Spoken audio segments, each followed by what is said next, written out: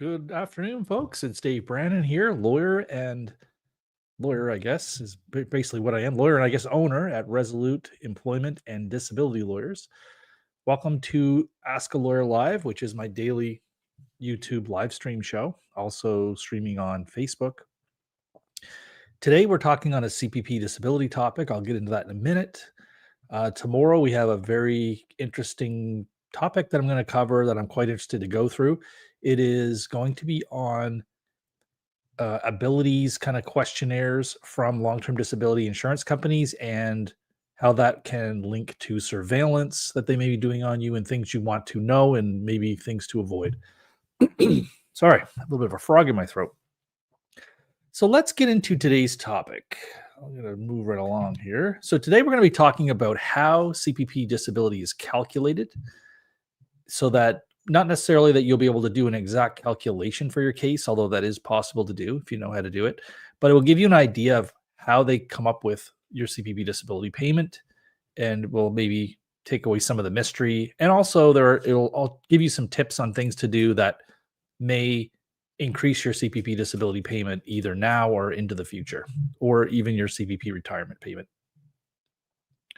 So let's dive into this. And what I'm going to do is I'll start it over from the top just because this is going to be recorded separately. So I got to do my introduction again. Hello, everyone. Welcome to Ask a Lawyer Live. I'm your lawyer, David Brannen, here at Resolute Employment and Disability Lawyers. Today, I'm talking about something that many people ask us to please explain, and that is, how does Service Canada calculate the CPP disability benefit amount? How do they come up with it? There was a time where this used to be kind of like the caramel secret, if you're old enough to remember that. But it was like a black box. It was a mystery. No one really knew. This is before the internet or things were really available on the internet. Several years back, well, decades back now at this point, I ran across a guy who I found an article where he explained how it was calculated. And since then, Service Canada now publishes this information on their website. But I think it's an interesting topic, and we're going to go through it here today. Let's dive in.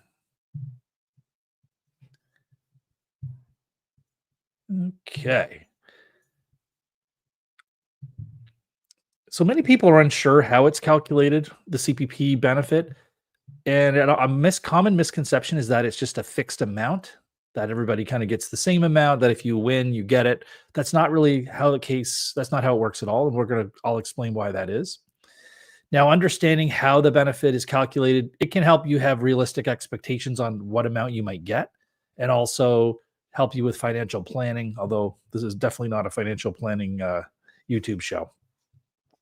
Now, the other thing too is that once you know the formula, how it's calculated, you can spot errors by looking at your contribution history, and that these aren't things that Revenue Canada or Service Canada, will necessarily be aware of.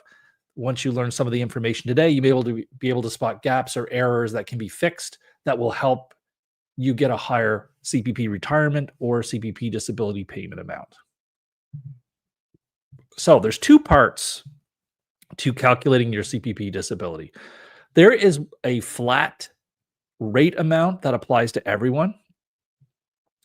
And there is the second, so that's part of it. And then added to this flat rate amount that everybody gets is a percentage of related to your earnings that you've paid into CPP. So there's these two components when calculating what your benefit amount is. There's a flat rate amount that is a certain dollar amount, and then the rest is going to be a percentage of your actual contributions. So let's take a look at what that looks like. So for example, the flat rate in 2025 is $583.32. So that is the amount, that's the starting amount that everybody gets who qualifies for a CPP disability benefit. Then there's an amount added to that is 75% of your CPP disability retirement payment amount. So all of a sudden you can see now we have to know, okay, how do we figure out your CPP retirement payment amount? But that is the thing that we will have to figure out.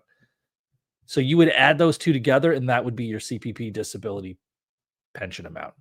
The reason it varies from person to person is because the earnings portion varies from person to person. People have different amounts of payments in over different amounts of time paid So it's not only like you've paid different amounts in, you've paid over longer periods of time or shorter periods of time and that kind of thing.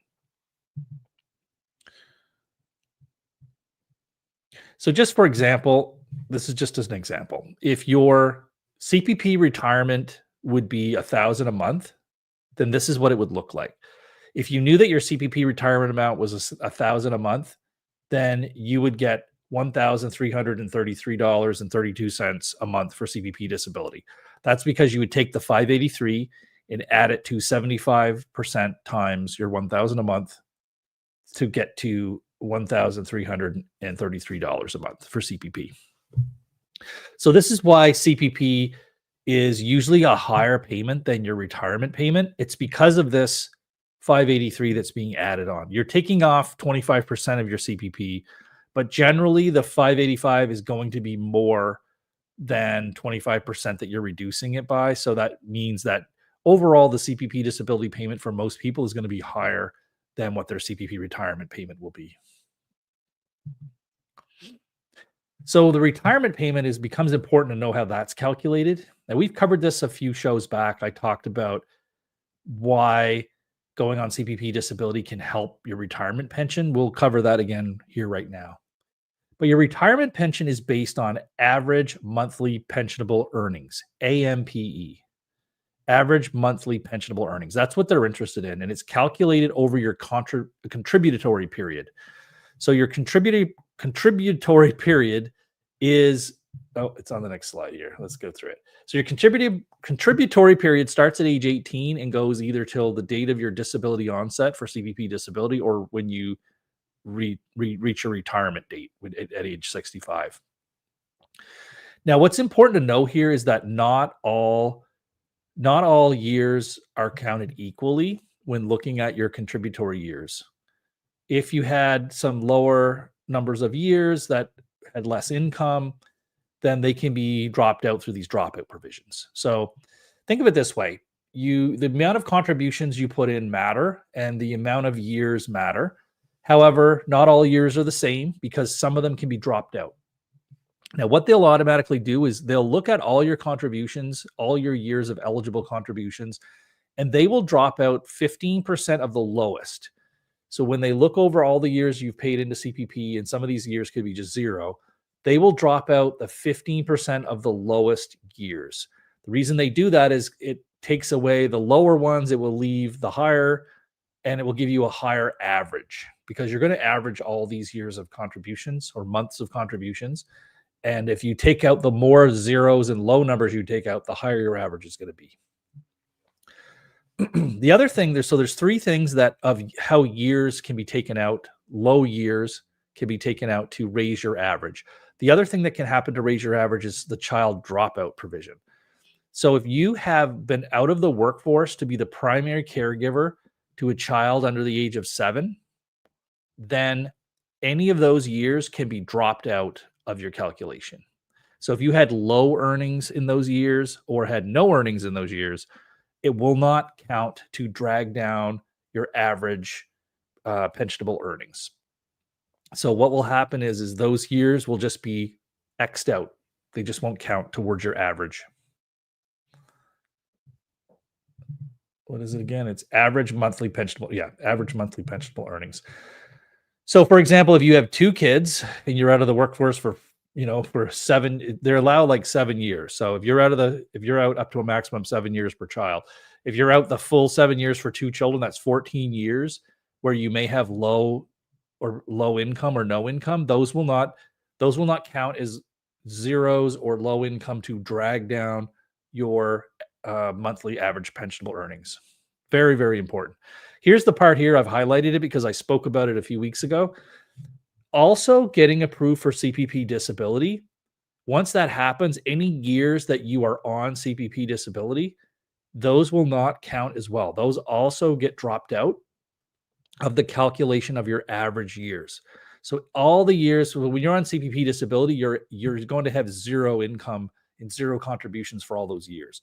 So you can imagine if you're on CPP disability for 20 years, you would have 20 years of zeros that would drag down your average pensionable earnings if those years were included in the calculation to figure out what is your average pensionable earnings. You'd be able to drop out 15%, but still there'd still be a lot of these zeros there that would drag down your earnings. So this is why getting CPP disability can increase your CPP retirement pension, because it takes out these low earning years that would drag down your average earnings. So one of the things you want to look for is you want to look at your contribution history to make sure that Service Canada knows that if you have these low earning years, that it was because of the child dropout. You have to fill out a form called the child dropout provision form and let them know. And they will classify those years under the dropout provision, and that will give you a better average earnings and increase both your CPP retirement pension and also for the CPP disability. It will also take out years that won't count against you to have your minimum qualifying period. So recent years of having enough. That I won't get into that because it's too complicated, but just know that it can also help you be eligible for CPP disability by removing years that would otherwise put you out of a minimum qualifying period. So what affects the actual benefit amount? So there are two things. It's the number of years worked, and that means the number of contributory years that you have paid in. So if, for example, maybe someone's paid in a few years, someone's paid in for 30 years, like the number of years matters. The second part is the amount you pay in each of those years. Now, the amounts you pay in each of those years are going to be averaged after everybody gets to drop out the 15% lowest. So let's just say they drop out the 15% lowest. They then would average the rest unless you have other dropout provisions. But once all the dropout provisions are applied, they look at what's left and they take the average over all those years that are left. That's what your CPP retirement is going to be based on.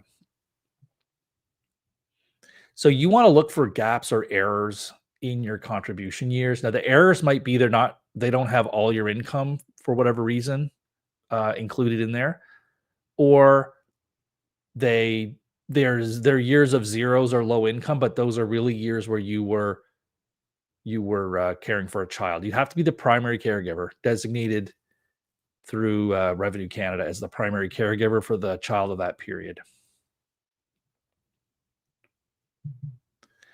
So these examples, these are just meant to give you an idea. I'm not going to give you like trying to calculate numbers here, but I just want you to get this idea that everyone gets that if you have a long history of steady contributions, you are going to have a higher CPP retirement. You might even, like this first person, 25 years of work with moderate income, that person is likely going to get the maximum or near maximum amount for the CPP pension. They probably won't get the maximum because moderate income, I would interpret that to mean probably not maxing out their contributions every year, but if they're steady over 25 years, they're going to have a high average, and they will have that'll result in a very high CPP retirement pension, high for what you can get. Person B, this is where sometimes people won't get it. They'll say, okay, so person B only worked for 11 years. So you think they only worked for 11 years, and then they're showing 14 years out of the workforce. So on the face of it, you would think, okay, this person will not get as much of a CPP pension as the person A, because person B only worked for 11 years and was then out of the workforce for 14 years. It might not be 14 years in a row, so to speak. It might be kind of, few years and then you're back, then a few years, then you're back or whatever. But it adds up to 14 years that they were raising children under 7. But how this would actually work is that once the child dropout is applied to those 14 years, now instead of the person, so normally if the dropout wasn't applied to person B, they would only have 11 years of earnings, but their average would be taken over 25 years of eligible employment. Same as person A. Person A has 25 years of eligible employment, 25 years of contributions. So there's the average from that. Person B would have been penalized for being out raising children because they would have had 11 years of earnings but that would be averaged over 25 years of eligible contributions. So if there's no child dropout provision, then person B is severely punished by staying out of the workforce to raise children, which you don't want to have that as a policy. You don't want to, well, I assume you don't want to disincentivize people having children. Okay. If that's your policy as a government, you don't want to penalize people who are out of the workforce to raise children, then you would have a dropout provision like we have in Canada. So these two people actually, it just depends on what their earnings were. But if let's just say they had very similar earnings, the year-to-year contributions, then they could have very similar CPP retirement pension, even though one person, quote, paid in longer. They paid in more years. But the way it works with the dropout provisions, two people could have very similar retirement pensions, even though one person paid in, quote unquote, more than the other. So it's not just how long you work, it's what years are counted. And in this case, there was 14 years that will not be counted against this person's average, which will help them. Now, you could take away this 14 years raising children to 7, and you could just insert 14 years on CPP disability, and it would be the exact same thing. So it's whatever way to get the dropout is what is important. So if you drop out these 14 years, that is massive, because that's 14 years of zeros and low income that would drag down this person's average. That now won't happen. So if you want to think about how can I maximize my retirement pension, which will then also maximize my CPP disability pension, there's a few things you can do. Number one, you want to review your Service Canada record. You can go into your My Service Canada account and look at your contribution history and just look at the years. They have it all listed in there. You can easily see it. You can print it off or screenshot it, but it will show you every year, and it will show your contributions every year. It will show your taxable income every year. So just look, does this make sense? Are they missing years where you worked and they don't have the income in there? Or are there gaps in there where you see there's zeros and stuff, but those were actually years where you were raising a child under the age of 7? If that's the case, then you definitely want to fill out the child rearing provision forms and get them in so they can properly designate this before they go into calculating your pension and stuff. So if there's any changes, you can request the changes. You just fill in the paperwork, send it in, let them apply. They'll recalculate everything and designate these years as child rearing prevention or dropout years.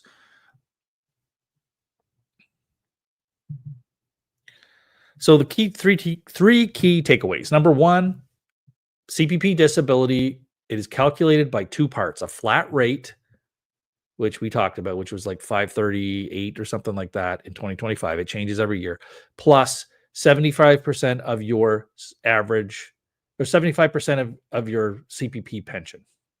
Shouldn't say average, but I got that wrong there. That should say it's not of an average CPP pension. It's 75% of your CPP pension. The benefit amounts depend heavily on how much you've paid in, because the more you've paid in, generally speaking, the higher your average monthly pensionable amount is going to be. Generally, the more you've paid in. The more you've paid in, the likely higher your average is going to be. But the dropout provisions can have a massive effect on raising your average by taking out years worth of low earnings and low contributions that would drag down your average. So the key is going to be to always make sure that you've maximized your dropout provisions so that you can get the highest average income possible, or highest contribution possible.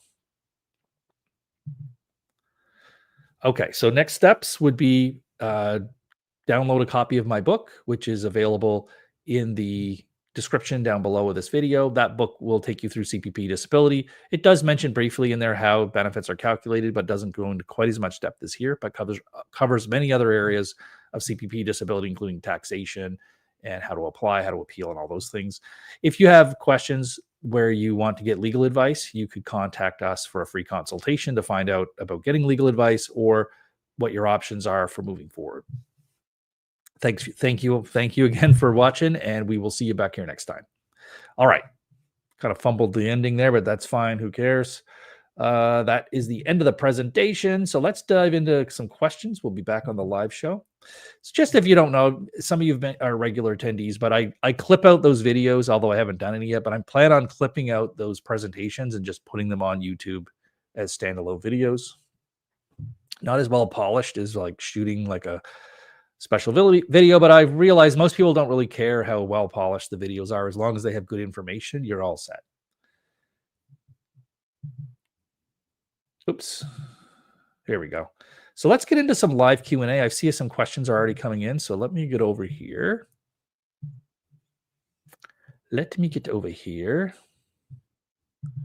So this person says, what happens at age 65 when the insurance payments end?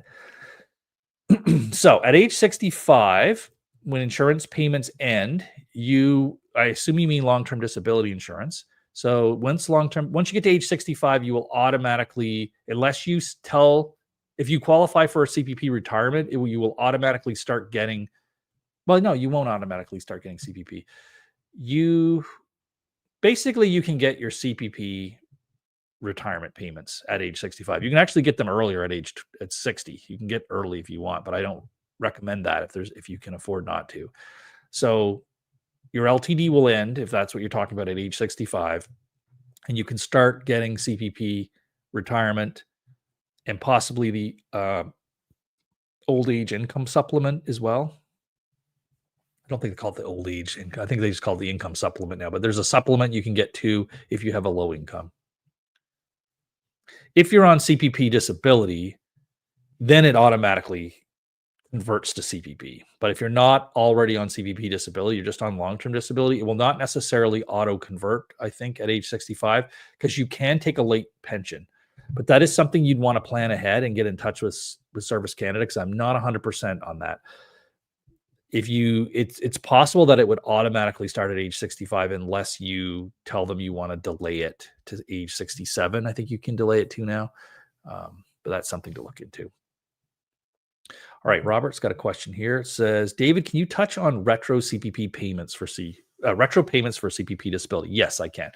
So retroactive payments for CPP disability happen when you get approved once you get approved for CPP disability. It can include both month-to-month payments going forward and a period of back pay that's owed to you, often called retroactive payments.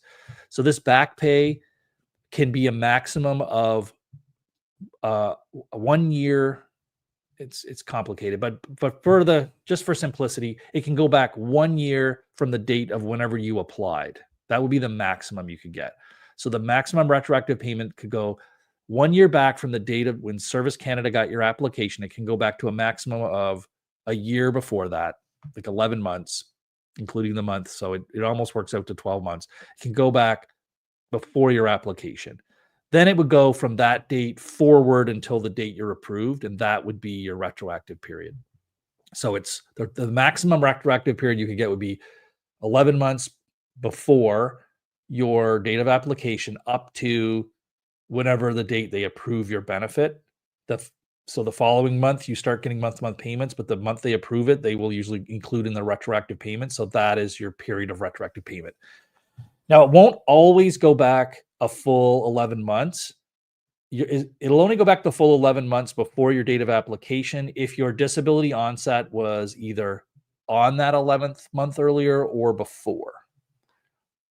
So it's possible if you applied very quickly for CPP disability and got approved quickly, that the retroactive payment would not go back the full year, because it can only go back to a maximum of 4 months after whatever your date of disability onset was. So if your date of disability onset plus 4 months eats into that 1 year period leading up to the date of your application, then you'll only go back to whenever it's date of disability onset plus 4 months. That's why it was so complicated. We did a CPP disability calculator, and it was extremely hard to program that into the calculator. And we did it, but it was not easy to do because it's not rocket science, but for a lawyer's brain to try to explain it and figure it out was not easy. So that's the retroactive payment. So the retroactive payment, then once it's calculated, they pay it to you in a one-time lump sum. So after you are approved for CPP disability, you get a notice, you'll get a statement in the mail that sets out the retroactive payment amount called a payment explanation.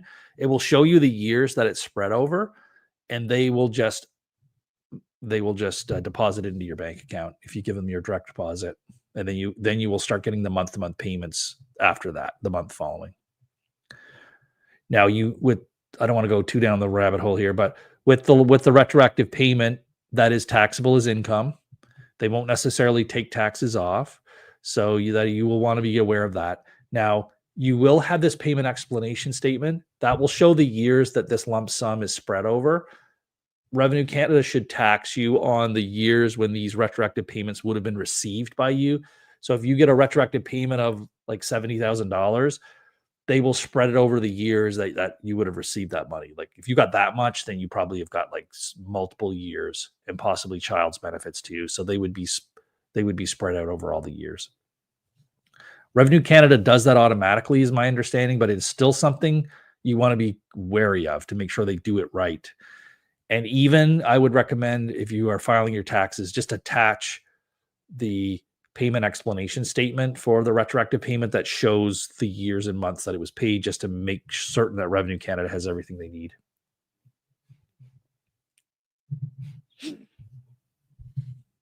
Yeah. So this person is replying. They give it to you in one lump sum, is responding to Robert's question. Make sure you keep enough for any potential taxes, but it should be nil if you claim the disability tax credit amount. It will generally be, generally if you are getting the disability tax credit, you will not pay much tax, if any, on the CPP, but it really depends on if you have other taxable income or if you're being taxed as a household type of thing, joint taxes and these kind of things. I'm not a tax expert, but there are scenarios where you still can get taxed if you have other taxes owing and things like that. So just keep that in mind. But generally, no, you're not going to be taxed a whole lot if you're getting the disability tax credit. All right. Okay, Rascally Rabbit off. It is automatically switched over, or do I have to take the initiative? If you are on, you confirm you're on CPP Disability. So on CPP Disability, my understanding from talking with experts on this is that it automatically switches over from CPP. If you do nothing, it automatically switches over.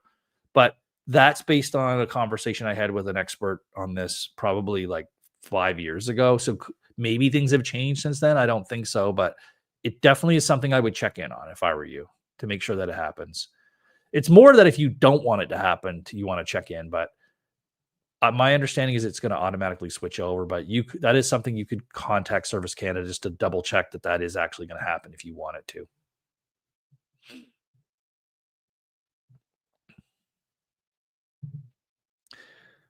Rascally Rabbit says the calculations part of the video was helpful. Yeah, I could have, if I had more time. Honestly, I got kind of cut short for time today. I planned to actually do a little more diagramming it out, but I just sort of ran short of time. There's an article on our website that kind of maps it out visually more if you're more of a visual person, but that is essentially how the calculations are done. The hard part is figuring out what is your CPP retirement pension amount. That is the hard part to figure out. And that is, that takes into account, there is another more complicated formula for that, but it looks at basically taking your whole, like I said, your whole earnings history, dropping out 15%, dropping out any child rearing, dropping out any years of CPP, then taking what's left over and calculate the average earnings. And then based on the average earnings, there is a way to figure out, okay, what is that equal for a monthly retirement pension amount? Then you take that monthly retirement pension amount and calculate your CPP pension by taking 75% of that plus the 580 to give you your CPP pension amount. Is CPP taxable? Yes, it is. It is taxable, which kind of is bizarre that it is, quite honestly. Why would it be taxable? But it is taxable, which is kind of weird when you think of it. Like but I guess they're treating it like a pension, and some pensions can be taxable. So it's not a social benefit per se. It is a taxable pension that not everybody gets. So I guess that's why it's taxable. But yeah, CPP is taxable. If it's your only income, it's at an income level where, especially if you are on the disability tax credit, then in theory it's taxable, but you would, even if you pay taxes on it, you would get it all back as a refund. Generally speaking, definitely if you're on the disability tax credit, it's at a level where like the most somebody can get is, what is it now? 20, around 20,000 a year. So in most provinces, earning 20,000 as your only source of income is going to put you under the taxable limit or be very low. So generally, if you have any kind of tax write-offs and things, you are not going to be taxed on that. Even if they take taxes out, you would get it back on filing. All right. So Juan says, if you're on CPP disability, how often they contact you to update the file or just to check in or there's any changes, and what happens if you don't respond? So generally with CPP disability, they do not check in a lot compared to insurance companies that are checking in all the time. It used to be that CPP didn't check in at all, but I understand now that they are a little more, and someone on here who's on CPP may be able to help me out here, but my understanding is that they will send out kind of update forms and things, especially if your age is lower. They'll send out update forms just to make sure that nothing has changed, that you're still that type of thing. So, but they're not calling you. Once you're approved, they're not calling you all the time. The only times, like I have seen claim approvals that we've gotten where there still is an uncertainty of whether this is going to be prolonged or not. And they say at the time of approval that they're going to approve this and they're going to be checking in 2 years to see how the pain management program went. So there are things like that where they might schedule a check back in, but generally speaking, they don't check in a lot. But I'm open to being told I'm wrong on that because a lot of my information is older information because I'm not always dealing with it day to day. Like I get people approved and then I don't hear from them again unless they show up on these shows and things like that. How can it go back years if the max is 11 months? Because it's 11 months from the date of your application. Then you might fight. So you apply, let's say you just apply this month. Well, you might be fighting for 2 years to get it approved. So if you apply this month and you fight it, and 2 years from now you finally get it approved at the tribunal, it would be all those time back till now. So the 2 years into the future back to now, plus the 11 months. Most of the time is going to come from the time it takes from application to actually being approved. So if you're approved quickly, there will be a much less retro. But if you're fighting it for 2 years, not everybody fights it for 2 years. I'm just saying that, but that's how you get into years owed. It's more that it's years after.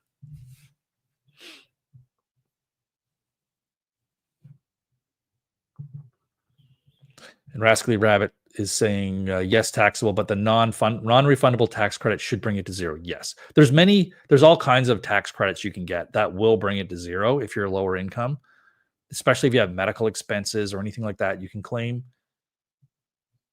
But there are situations where people have higher incomes and the CPP might result in taxable income if you've got other income and can't bring all your taxable incomes down to zero.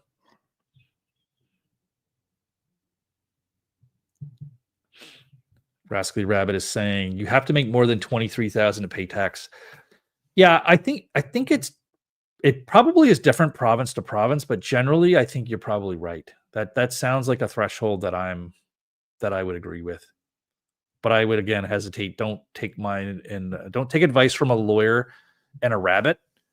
A lawyer who doesn't do tax stuff and a rabbit, even though this rabbit does seem to know what this rabbit is talking about.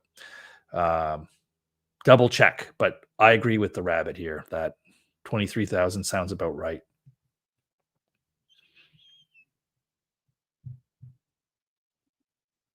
I'll ask the rabbit because the Rascally Rabbit, how often has CPP been checking in? Like, did they check in at all with you? Or has it just been approved and then smooth sailing? I know a few years back, like something changed within Service Canada probably 2 or 3 years back now. Everything seems like not that long ago. And then I do the math and it's like 7 years. So I think within the last 5 years, Service Canada changed something because of everybody in Canada got this mail out. It was freaking people out because they were calling our office. saying, what does this mean? Like it was a questionnaire warning you that if you're working and all these kind of things. So it was a step towards them being more accountable. And I don't know if it was a change in management or whatever. Something changed internally, and they started a new process of following up. And it started by sending everybody out this letter asking all these questions and warning and threatening that if you're doing this, if you're doing that, uh, it just seemed to be out of the blue. But sometimes these policy changes just come in internally. Nothing changed with the law, but it sounds like they were on the road to becoming more following up and interventionalist to make sure that people who are getting CPP disability still qualify for it. Okay, Rabbit is bitten back to us here. No checking in after approval. Yeah, kind of lonely. Yep. It is definitely different than if you're on LTD because they are not like that usually. They can LTD, long-term disability, can get that at some point where they're not checking in all the time, but there is a long period where they're checking in quite a bit, and then it may go to like 6 months, then it might go to annual. With CPP, other than that, everybody getting sent that mass letter a few years back. I don't want to do it. Probably was like 7 years. Who knows? Several years back. I can't even remember if it was before or after the pandemic stuff, but I seem to think it was in the middle of the pandemic stuff. But that letter freaked a lot of people out. And I thought to myself, okay, something has changed there because they weren't sending out these letters like questionnaires asking people just to confirm that you're still disabled and stuff.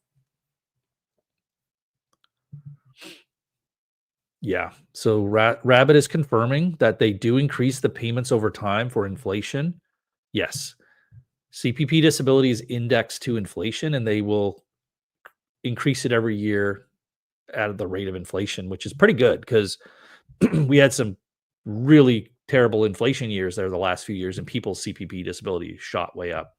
Whereas with long-term disability, the inflation increases are capped at like a maximum of 3%. But I think with CPP disability, there's at least 1 year, maybe in 2022 or 2023, where it was like 6% increase or something like that, based on the annual rate of change of inflation year over year. But most disability insurance policies that are smarter than that, they will cap it. So if there's a high inflation year, the most it can go is usually like 3%. Very good. Very good. I'm always interested to learn. Like a lot of things I learn about what kind of the boots on the ground stuff is we host a forum called the Canada Disability Benefits Forum. And that forum is primarily for people to get advice from other people, not for lawyers to tell you, here's the right answer to everything, because that's not really how it works. And I learn a lot on the forum just by seeing people asking like very practical questions like, how long I got my application in, how long does it take to hear back? I can't always give as good of answer as other people because first of all, the experience, we don't do tons of applications for people. Most people come to us after they've already applied. And we have a small kind of sample size of how long it takes for applications. And maybe they treat the applications differently because we're lawyers and things like that. So you will get good advice on the forum for questions like that, where you're asking for practical boots on the ground. Like, how long did it take to get your application approved? What even what does it look like when you log into the website? When you log into the My Service Canada, there's different statuses and things in there, and the people on the forum are very good at explaining the statuses and what they mean kind of in real life.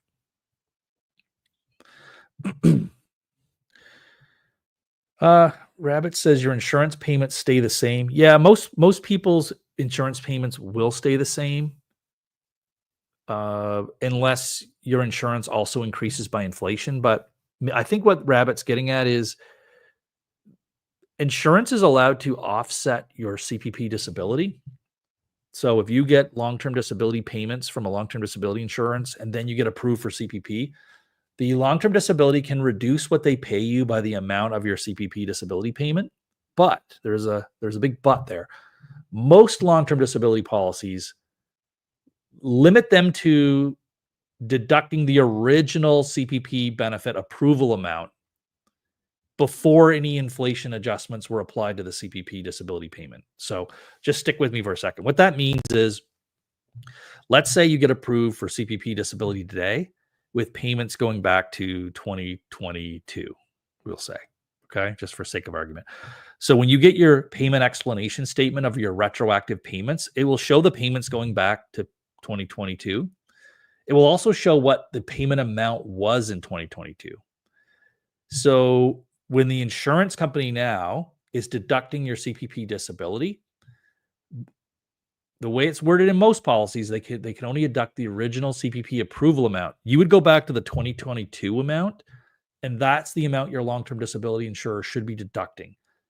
In the meantime, you got an increase in 2023, 2024, 2025, but you get to keep those increases as at least vis-a-vis or against your long-term disability insurer. They're only even though you're getting these increases in CPP, they're still only able to deduct the original CPP amount, which is great. Especially in these years of high inflation, you got to keep the inflation amount extra on your CPP. So just keep that in mind. It would depend on your policy. Your policy would have to be worded that way or to be silent on the issue. If your policy said that the long-term disability can offset CPP increases, then that would be a problem. I've not seen a policy say that, but it's possible that an insurance policy could say that. And if they did, technically they would be able to deduct it. But the only time I would ever see a policy doing that is if they also had an inflation increase. But like I said, in theory, that could happen. I have not seen that actually happen to anyone. Okay, Rabbit is saying the insurance removes the CPP disability amount from your insurance payment, but only for the original amount. Yeah, exactly what I just said. Yeah, I didn't notice you. So I'm talking and you're saying the same thing. Yeah, that's exactly correct. Yep. Now it's possible that there's insurance out there that would allow them to deduct the increases from CPP. So you would want to be careful to make sure that that is not, that somehow that doesn't apply to you. But that's, from my understanding, that's very rare. And in fact, I've never seen it. Robert is saying provincial support payments claw back most support when the federal government steps in with CPP and CPPD. Yeah, they do. That's why there was such hope, and I think it still will be the case, that provincial support payments will not claw back the $200 a month Canada Disability benefit. So let's keep our fingers crossed on that they will not claw that back.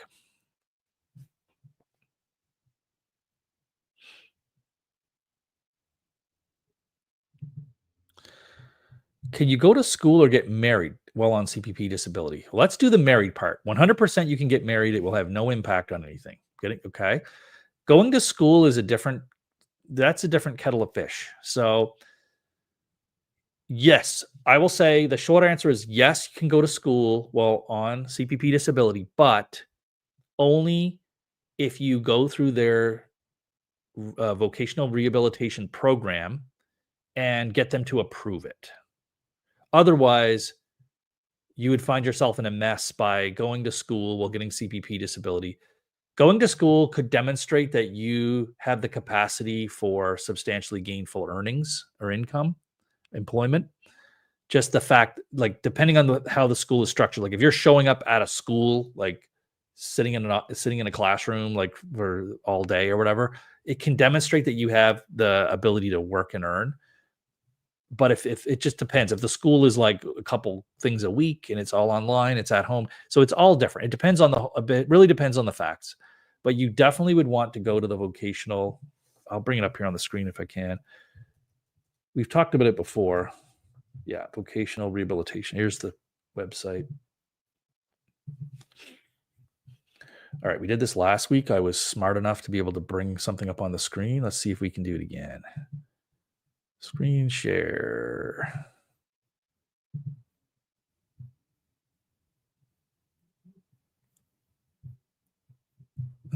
Come on.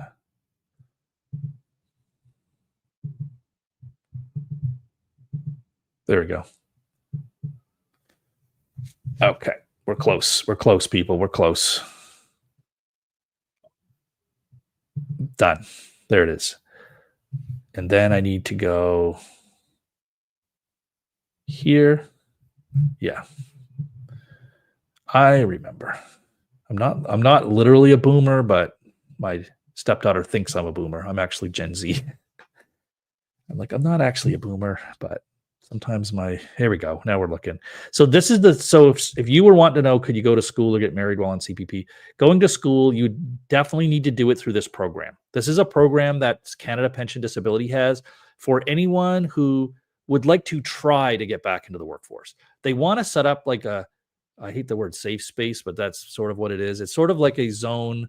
They've created this zone where you can try to go back to work and not be penalized immediately. So they'll let you keep getting paid CPP disability while you're trying to go to school or while you're trying to go to work in order for you to work towards the goal of getting back into the workforce and getting off CPP altogether. So they will, but you have to do it through this program. You really do. Read this over. And if you ever wanted to do something like this, you would contact them and they can talk to you about now they might not pay for the course, depending on what it is. They might though, but they will allow you to, if they agree with your proposal, they could allow you to do the course and still get CPP disability. You can see here. If you need, it says right here, improve your skills retraining. If you need to improve your skills retrain, upgrade your education to retrain, CPP may cover the costs. But if they don't cover the costs, they could still allow you to keep your payments while you're doing it. Where people run into trouble is they will work outside of this program, and then if CPP Disability finds out, they immediately will say, you're demonstrating through doing this course, you're demonstrating the capacity to work. So you now owe us all the money back from this date until now. So please pay us $22,000. Or like we get calls from people like that. Sometimes we're able to challenge it. I was successful in one case recently, but a lot of times we just have to tell people, look, there's really nothing we can do. There's nothing we can do. But I have been successful the odd time where the person was trying to go back to work in good faith, but really was not capable. And so it was unfair for Service Canada to just say, you're able to work, pay us all back. But had that person gone through this program, she would have saved herself all the headache and costs of having to hire us to help fight it. But we did save her from owing back. We saved her from owing back money and getting her approved again. So it was like a double. We saved her having to pay back and we got her approved. So she got retroactive payments from when they stopped paying up until the time of approval. But it was a mess. It was a mess. And it had to go to, I'm pretty sure we did it was after a tribunal hearing. It was during appeals after. It was a real mess. There were like settlement conferences with the judge and all these types of things where it all got kind of sorted out, but eventually it did get approved. But I do not recommend it. And I think she would say the same thing. All right. Let's go back to questions here.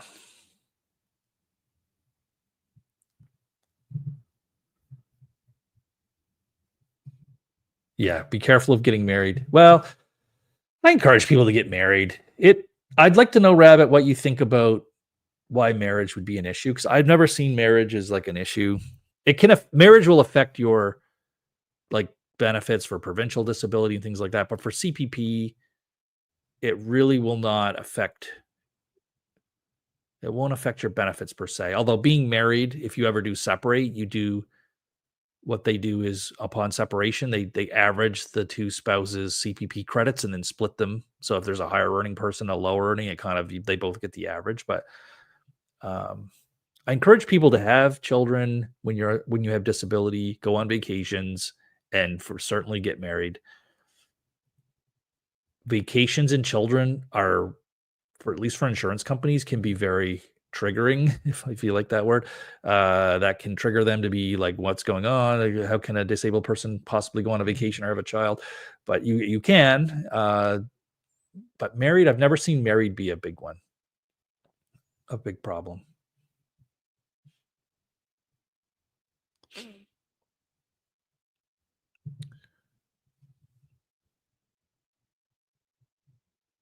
Yeah.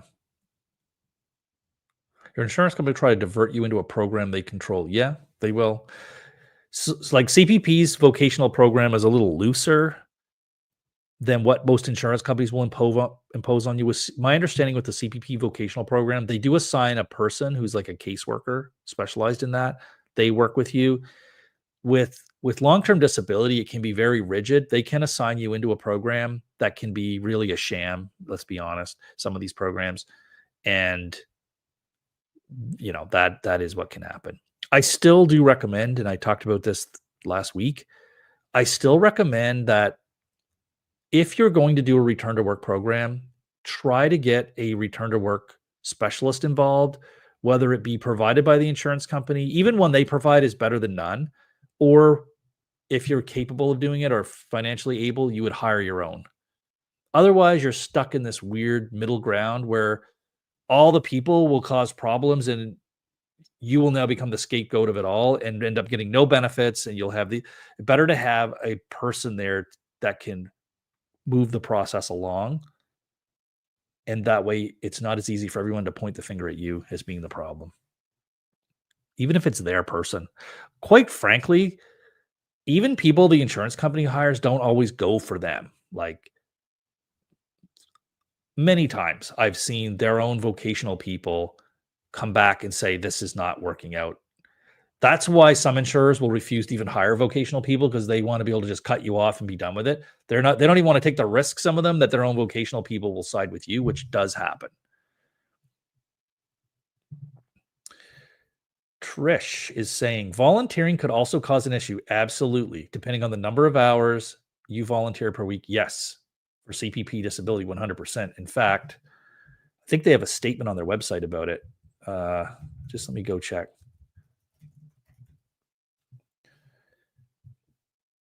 And a pension, I got to go disability here. Yeah. They give some guidance on the website about amounts of volunteer work. Volunteer work can be a real issue, especially if you got to be careful about getting paid for volunteer work. Sometimes they pay you with like an honorarium and these kind of things that can count as income. Now you are allowed to earn a certain amount, up to like 6,800 or so before you even have to report it. But let's have a look here. I know you can't see my screen yet. I'll share it here in a second once I find what I'm looking for.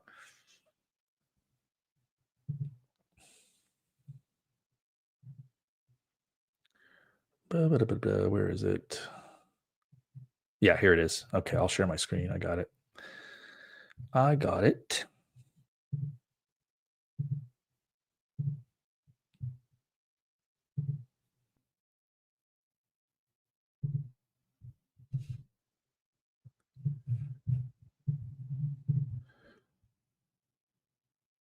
Here you go. There. So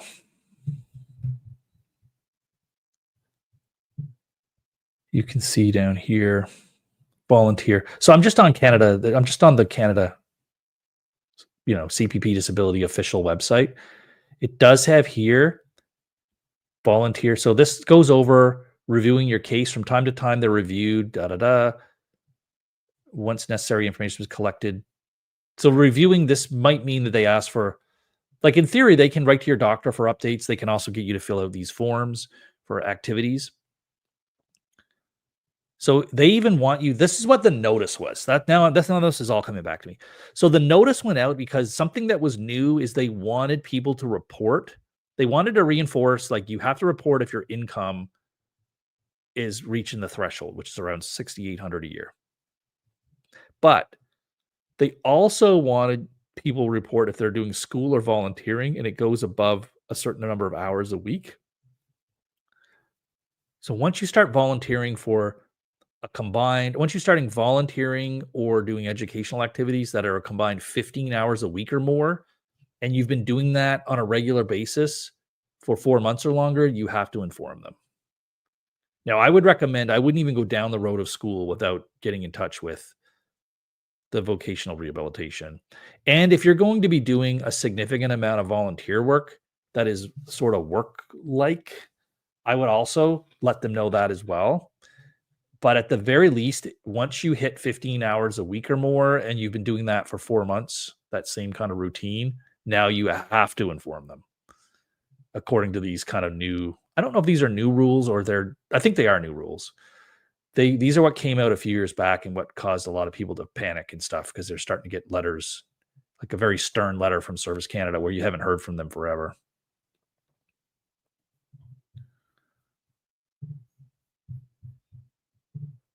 All right. Up that.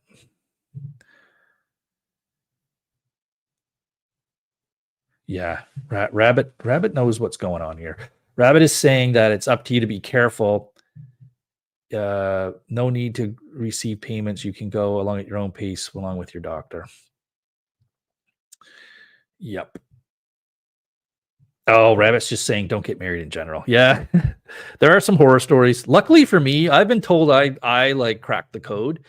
I didn't get married, like I was a bachelor forever, and I didn't get married until my like was I like 30 in my late 30s. My wife had been married and divorced. So um but I got married later and found a wonderful person, so I've had no problems, but some people say if you get married early, you may be in for more trouble because you don't have good judgment. So, yeah, I see where Rabbit's coming from.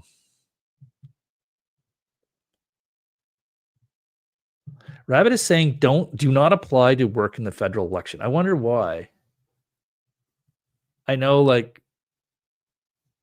that would be limited work. That is true. A lot of people do, like, it's limited work. You're thinking people should be careful because you could be there for long hours and things. Is that what you're thinking, Rabbit? If people were to just apply to work in the election, it might be evidence of that you have a work capacity if you're there working the election for, for hours all day. It is only one day though.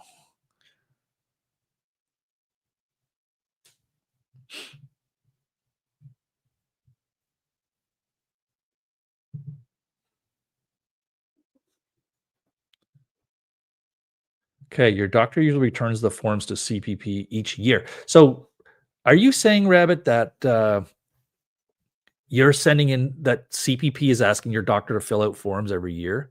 No, that must be for. No, you're saying CPP. That I had not heard that they're asking for forms every year. Now, maybe they're just doing that with you, or maybe that's with everybody. That's something I'd have to ask on the forum to see is their doctors actually filling out forms every year? But CPP generally would write to your doctor and ask for that kind of stuff. They definitely would, because you will have signed them authority to do that with all the paperwork you've signed with CPP.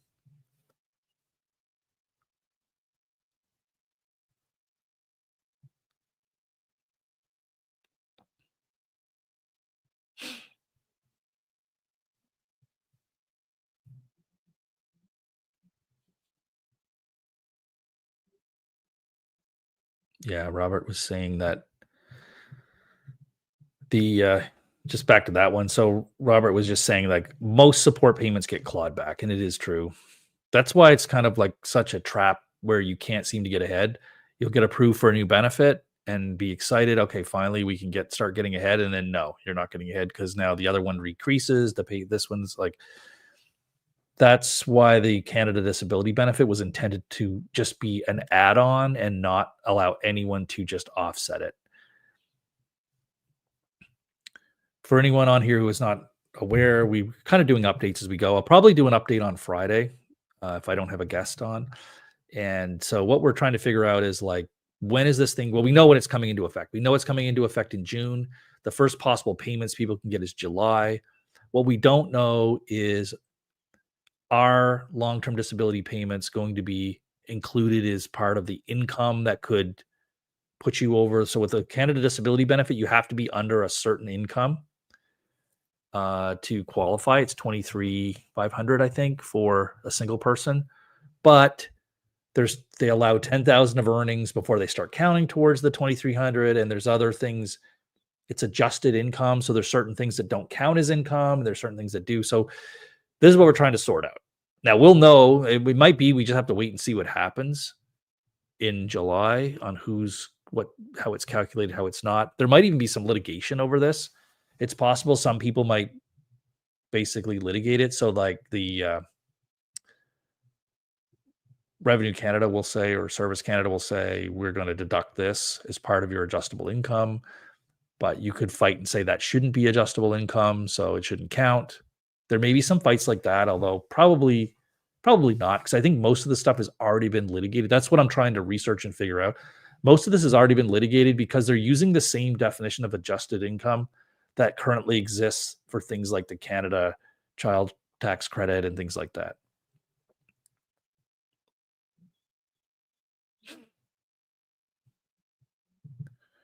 Yeah, July is going to be, some say confusing, some say a shit show. So there's many words we could call it, but especially it'll be after we've got an election coming now in April. So it'll be a new government. It's going to be, who knows what's going to be going on. We don't know. The change in government shouldn't affect this at all. In fact, I doubt it will affect it at all. This is all being run by the bureaucrats who aren't changing. So the July is going to come and go. We will find out soon what the application process is. So the things to do now before now in July is, if you haven't already done so, apply for the disability tax credit, because being approved for that is a gateway to get the Canada Disability Benefit. Then number 2 is you have to make sure your taxes were filed for 2024. Not only you, but if you have a spouse, a common law partner or spouse, you need to make sure they have filed their taxes too, because it's relevant to figuring out the Canada Disability Benefit.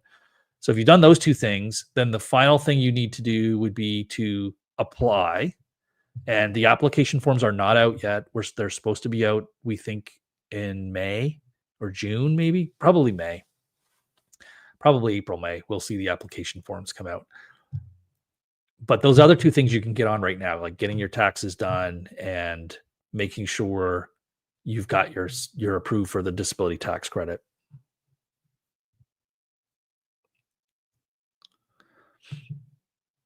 How difficult is it to revive the DTC?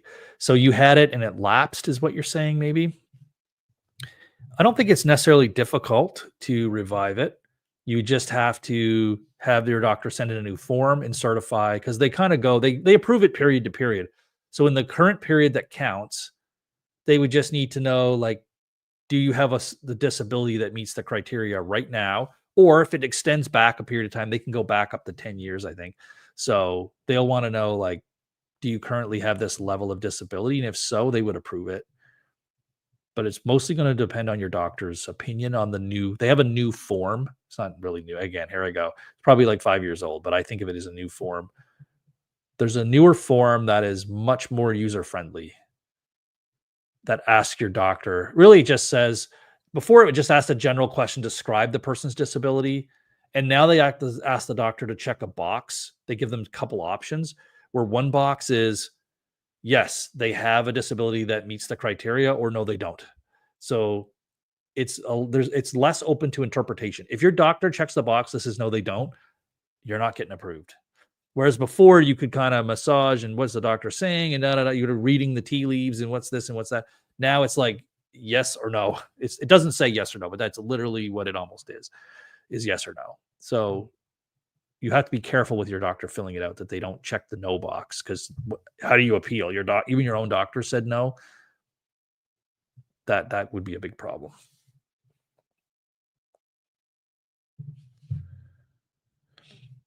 Yeah.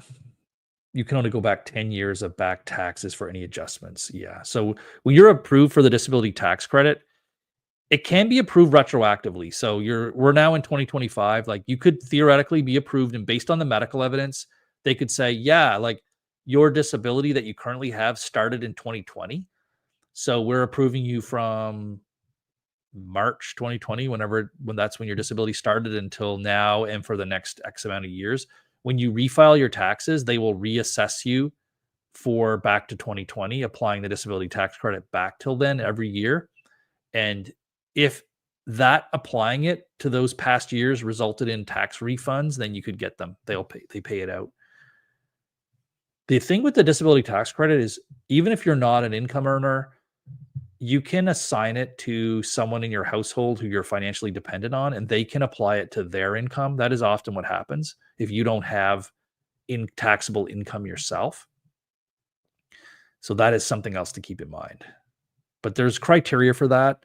You have to request it to be done, and it won't apply to everyone. There's a special, it has to be someone who's paying for your needs of life. I think that's how they word it, but food, shelter, clothing. So if someone is paying those things for you or helping you do that in a substantial way, in other words, that you wouldn't be able to maintain shelter, eat properly, or have clothing without this help, financial help with someone, then that person can qualify to take your disability. Well, not take it, but you can apply your disability tax credit to them to allow them to get a tax refund because maybe you're not paying any taxes and so you have nothing to refund.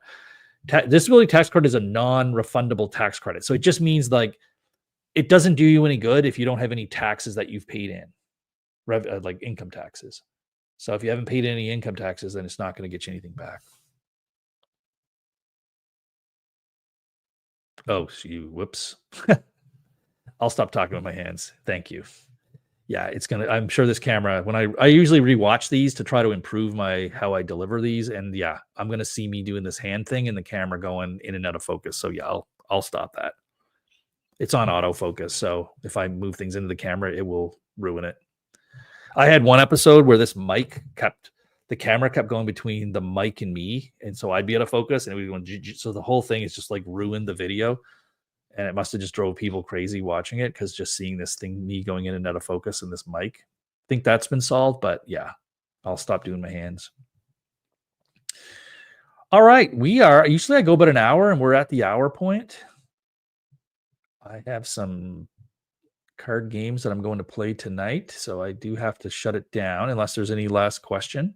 If not, it's been a good session. Lots of questions, lots of people attending. I appreciate it. I'm going to keep doing these every day. Like I said, tomorrow, I'm talking about questionnaires from insurance companies and surveillance and how the two are used together to get people. We had a recent example of someone contacting us for a consultation where this happened. And I have seen it happen many times. So I think it's time that we talk about it. And I won't call it it's kind of a trick. I won't call it a dirty trick necessarily, but it is definitely a technique used by insurance companies to trap people. So you do want to be able to avoid it. We'll talk about it tomorrow. Until then, I will see you later. Have a good evening. Oh, wait, one last thing. I forgot. This episode was brought to you by The Beginner's Guide to CPP Disability. This is my book. I always have to shill my book at the end here. This is my CPP Disability book. I'm not making millions of dollars from selling this book. In fact, we give this book out for free. You can download this book, a PDF copy of it directly from, you don't download it directly. There's a link in the show notes, in the show description down below. You can click on that, go to a page, fill in your email, and it will get emailed to you. Or you can, once you do that, let me rephrase that. If you click on the link, go put in your email, you'll get emailed a PDF of the book. You will then also be given the option, if you want to, you can fill out another form with your mailing address and we will mail you a free copy of the CPP Disability book. That also signs you up for our print newsletter that goes out 4 times a year. That's a print newsletter that we print and send out to a lot of people. I think there's I want to say close to 4,000 or 5,000 people on that newsletter list now. It's a lot. That's a newsletter we send out 4 times a year. It gives you just updates of what's going on with me, with the firm, with disability things. There's crossword puzzles. There's all kinds of things in there. But you would also get that. That's it. Now I'm ready to get out of here. Hope you've had a good day. Thanks for showing up. We'll see you back here tomorrow.